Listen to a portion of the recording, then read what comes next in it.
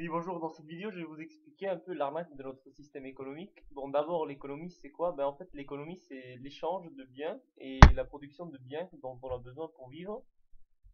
Mais simplement, voilà, pour faciliter ces échanges, tout simplement, le banquier a inventé la monnaie. Ce qui en soi est une bonne idée, mais simplement, on a complètement perverti le système. C'est-à-dire que le système, il est fait de manière que vous avez l'homme qui travaille est en quelque sorte esclave de la personne qui ne travaille pas. Le problème, c'est qu'aujourd'hui, les personnes sont tellement concentrées sur le gain de leur argent qu'ils ne questionnent même pas le système, donc ils ne se rendent même pas compte que voilà, c'est des esclaves. Ici, vous voyez bien sur cette image, en fait, comment ça se passe. Par exemple, au Brésil, on est arrivé à un stade, vous avez à gauche les gens des slums, des bidonvilles, qui tous les jours essayent de survivre, et d'à côté, vous avez en quelque sorte les riches. Ben, les riches non plus sont pas très contents parce qu'en quelque sorte ils vivent dans une cage dorée comme vous voyez ici, entourés d'un mur. Bon, maintenant on va s'intéresser à l'argent. En fait, il faut savoir que chaque argent aujourd'hui est une dette, car il n'y a aucun argent qui a été créé par l'État, contrairement à ce qu'on peut penser et ce qui serait complètement logique. Non, aucun argent a été créé par l'État. Chaque argent vient d'un crédit donné par les banques. Vous avez là la Banque mondiale, le FMI, qui soi-disant va aider le peuple en développement.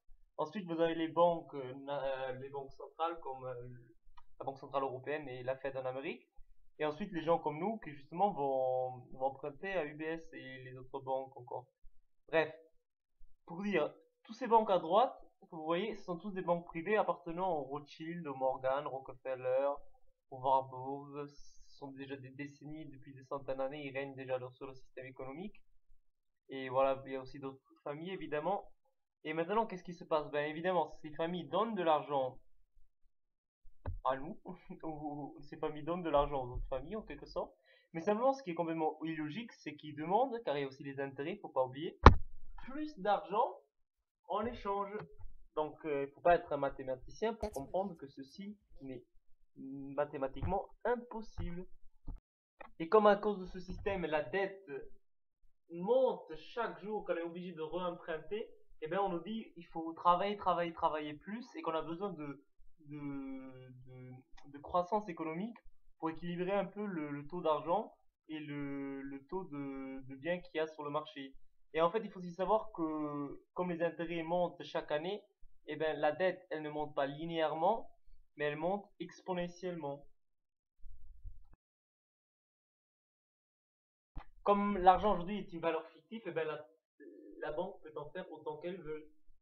Donc, aujourd'hui, il y a un système qui s'appelle le système bancaire fractionné, c'est-à-dire que si vous mettez par exemple 10 euros à la banque, et bien la banque, elle va redistribuer 100 euros, toujours avec un ratio de 1 sur 10.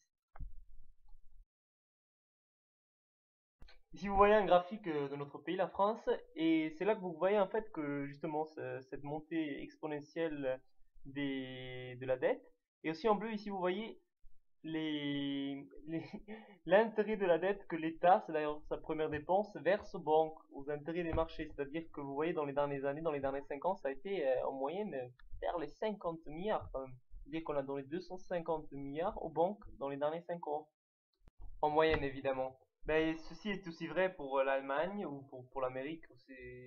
Vous voyez bien, ça monte exponentiellement et dans le monde entier, en fait, tous les pays sont endettés. Si vous voulez, notre planète est endettée en quelque sorte.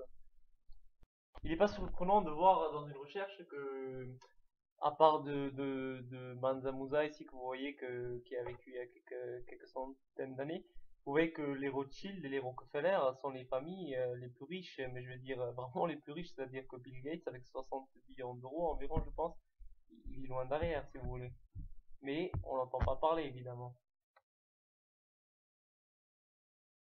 Du fait que la production d'argent ne suit pas vraiment l'économie réelle, c'est-à-dire les biens, et bien ces biens, ces derniers, augmentent continuellement. C'est-à-dire comme vous voyez ici, l'indice des prix est linéairement. C'est-à-dire que si aujourd'hui vous cotisez par exemple pour une retraite, et bien sachez que votre argent dans le futur n'aura pas du tout la même valeur. Il aura forcément perdu. Donc en fait, tout le monde qui cotise pour sa retraite, je sais pas, je vois pas l'intérêt franchement. La prochaine connerie dont je vais vous parler, c'est l'Union européenne. car c'est très difficile de gérer l'inflation de différents pays en même temps, ayant la même monnaie.